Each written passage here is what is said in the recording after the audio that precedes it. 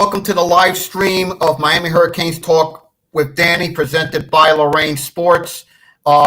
Give Canes Connection a shout out. If you want to become a member of Canes Connection, go to canesconnection.com. They'll have good items there. If you want to order a T-shirt like the one I'm wearing here from Lorraine Sports, please go to Lorraine Sports website. I'll put all the pertinent information in the description. So I have to get that out of the way. So we're getting started. My guest on this episode is Maxwell. Maxwell, please introduce yourself to our audience. Like I said, my name is Maxwell. I run the Cardinal Companion, which it's kind of just a social media outlet. We're kind of starting to branch into YouTube and doing some interviews and stuff. But kind of just our big focus is, we started as fans, and just wanting to kind of branch out and get like more fan voice out there and connection with the program at Louisville. Yeah, very, very interesting. Well done. Max, right away, let's start off. Should I show you Maxwell or Max? Either one. I'm not too big. Okay. Max, couple things I look at when I watched the tape of the Virginia game. The one that stood out to me, of course, is Louisville's running game. Former Hurricane Don Chaney's in there. You have Watts, but the one that really sticks out to me the most is Brown. I mean, last week, he got so many holes, it was just unbelievable. What are they expecting in this game? I know Louisville has not done well defensively. Talk about that a little bit. The defensive side of it, I think, has kind of been one of the bigger shocks, I would say, to our fan base. Last year, I'd say the front half of the season, the defense, held really strong, looked really strong, and then we kind of started to see some wrinkles towards the end of the season that I don't think, when you're 10 wins in a season, you're not really picking apart stuff. But if you go back, there was some issues I think that were starting to come out, and I think you're seeing a lot of that carry over to this year. I've heard a little bit of everything from their, the scheme. They're overcomplicating the schemes, where and you've kind of seen that where the defense looks like they're not sure what's going on. They're not set, or not in the right formations and stuff like that. So I think to a point, like, the talent is there. Absolutely, no doubt, the talent is there. There's just a disconnect somewhere, and I kind of tend to agree with that it's either possibly overcomplication, or just not 100% on the same page somewhere. Yeah, the thing I look at when I look at Louisville's off. With Louisville's offense, you know what you're getting. You know what you're getting with Brom. I mean, Brooks has 6 receiving touchdowns 6 years, leads the conference there. 572 yards receiving, 4th in the conference in reception, 19-1 a catch. And by the way, that's tops in the nation with receivers that have 30 or more receptions. That's pretty impressive to me. But then the thing I look at, I was really looking at Tyler Shaw, when I was watching him on tape. I mean, he can run the football. I mean, he surprisingly can run the football. But the main thing with him is definitely the passing game. Talk about Tyler Shaw a little bit. So Tyler's got that's one thing that we were terrified after last year. Coming off Jack Plummer, the biggest thing was we had a game manager, didn't really have the arm to air it out, and that getting a I guess you could say a not exactly like highly sought after quarterback in the portal. A lot of us were really concerned. And then, through the spring game and fall camp and stuff, what we were able to see as fans, I'd say a lot of those concerns got fixed easily, because, we were talking about his passing. I mean, he's got the cannon. He can get it down the field. His ability to make reads, I think, is leaps and bounds better than what, we were used to, especially from last season.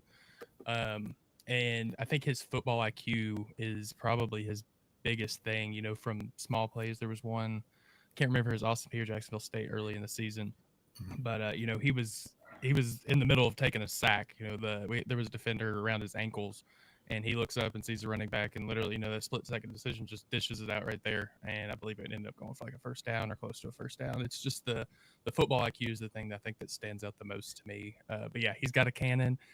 He can run the ball. It scares me and most fans with his injury history. Mhm. He's had collarbone injuries or breaks and a broken leg, so he can do it. And I hold my breath every time he gets out of the pocket. I'll say Yeah, that. against the Miami defense that leads the conference is one of the top defenses in the country, only allowing 89.7 yards a game on the ground. How is Louisville preparing to deal with that Hurricane front seven, that front six? I I'm gonna say that's gonna be one of my biggest question marks. That's one of them that has been our offensive line has kind of been suspect at times, quite a bit. I think it's kind of started to rebound a little bit. I think you're kind of starting to see that with the run game increasing heavily. Of course, when you've got a young star like Isaac Brown like that, Yeah, he can yeah. make a lot out of nothing. Yeah, you know how So good Brown is. I was pretty yeah, I impressed with mean, that watching him on film. yeah, he is. I don't know if I we've had a young running back with as much just talent as Brown has. So I'm just as curious about the offensive line holding up, and actually making or being able to allow the plays to develop and the plays to happen as you are probably. Yeah, I think so too. You look at it too. The thing that concerned a lot of our fan base is concerned with is the defense. Now, like I said, we're pretty good against the run, but the thing that's hurt us is allowing big plays on the outside with the edges. And we know how good Jeff Brom is in scheming with his offense. Um, when I look at Louisville's offense, I know they're good. I know with Brom, you expect that, but how are they going to go more to the outside in this game, to on the edges, to exploit a Miami weakness there with aggressiveness? I would I would say with this game, there's so much riding on this game for Louisville.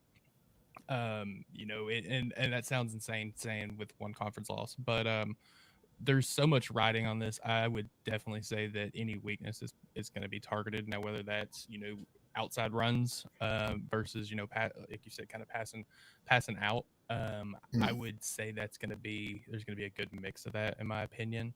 Um, and the big plays, having Colin Lacey back, he's relatively back or newer back to the offense.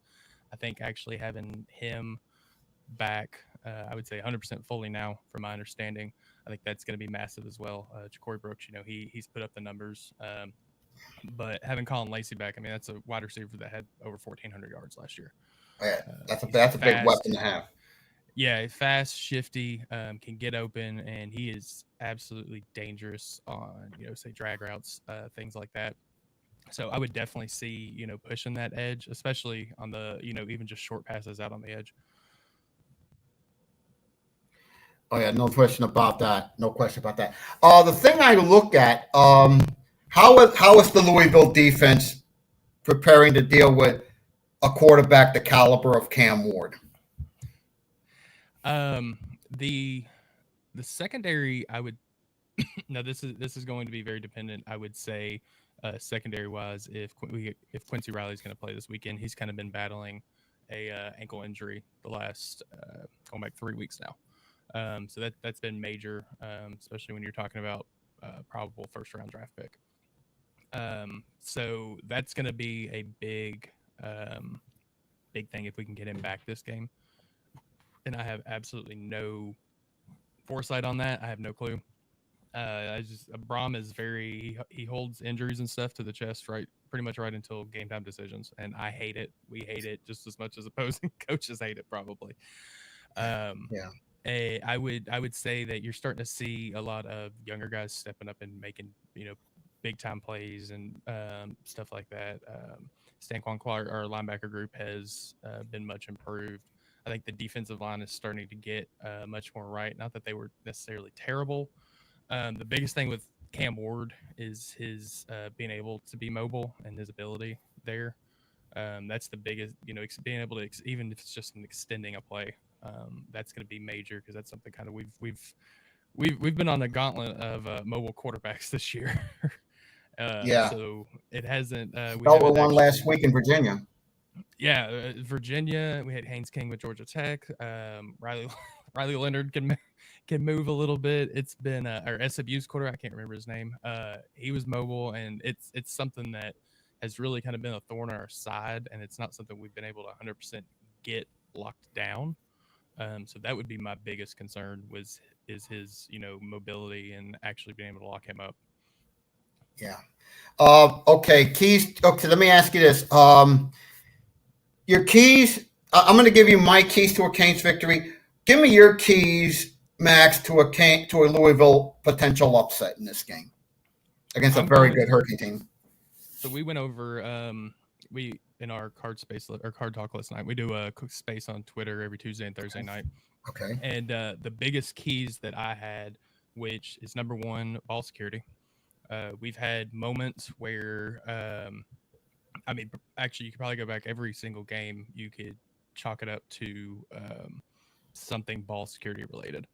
It's those mistakes that you're making. You're shooting yourself in the foot. That's going to be my number one.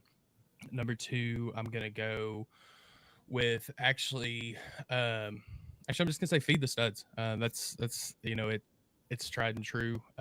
You've got to get the ball in the hands of the playmakers, whether that be Ja'Cory Brooks, Isaac Brown. I mean, Louisville has so much talent. We've talked about it with Isaac Brown and Colin Lacey, and there's even some other guys on there that can make a good play every now and then. So you've got to get the ball in the hands of the playmakers.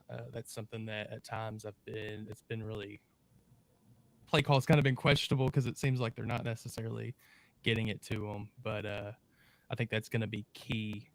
And then most importantly, I think you've got to find a way to lock Cam Ward up to keep him from extending the plays. Let with like guys like Ashton Gelati and the rest, the edges and linebackers, you've got to let them make their plays, and they have to be able to make the plays and lock Cam up. Yeah, that's definitely for me. Here's the way I look at it. 2 weeks ago we were out in Berkeley. Came back from 25 down to win at Cal. Cam Ward, another Heisman performance. For me, it's got to be Cam being Cam, but cut the turnovers now. Ball security's got to do. We got to be a little better with that, a little more with the interceptions. Cut those down. Basically, play like we did Game 1 against Florida in Gainesville, which was basically no turnovers. Run ragged. Just run them ragged. Just pound them to the ground. And we have the offensive line to do it. In fact, we are one. Let me give you a little bit of a stat here. Miami is one of, I believe, and it's one of 6 teams, Max, one of 6, to rank in the top 15 in both total offense, leads the country in total offense, and total defense, number 14, coming into this week. The other teams on that list, Texas, Indiana, Ohio State, Tennessee, Penn State. That tells you something, that this Miami team is very dangerous. I think we have to get, and for Miami to win, the running game's got to get going. I need to see more of the running game from Martinez, from Fletcher, and I need to see the running game be there for 4 quarters tomorrow. Establish the run. Because I look at Louisville's numbers against the run. They're not, they are, I believe, I'm looking at the numbers here. Louisville against the run is 7th in the conference, allowing 119 yards a game. That's got to be, for me, that's key. But Louisville's pass defense is going to be really tested in this game. They are 6th in the conference at 216 yards and a half yards a game allowed. Miami leads the conference in passing yards a game. That tells me if Miami does what Miami does, takes care of business on the road, let Cam be Cam, I think Miami wins comfortably if we don't turn the ball over. Would you agree with that? I definitely would say that, and that kind of goes back, especially with the passing game. If we can get Quincy Riley back, that's major. This would be if he doesn't play, it's going to be week 4, I believe, without him. So in a row, so that's going to be key, I think, to locking that up. You got Nicholson. You've got a good secondary, but that he's the anchor of that secondary, in my opinion. Had some switch ups and mix ups at the safety position, which I think are finally getting ironed out. I'm I like I said, I 100% agree with you on that, and you're going essentially the opposite of my keys, so I would take that 100%. Yeah. Okay, Max, I'm going to get you out of here with this. Give me a prediction tomorrow. Ooh, I'm gonna go. I don't think it's gonna be. I'm gonna take the under on that game. I don't think it's gonna be super high scoring. I think it's gonna be a lot of older school football, and I am going to take the Cards 32-28. Max, as you know, Miami has not done well off bye weeks.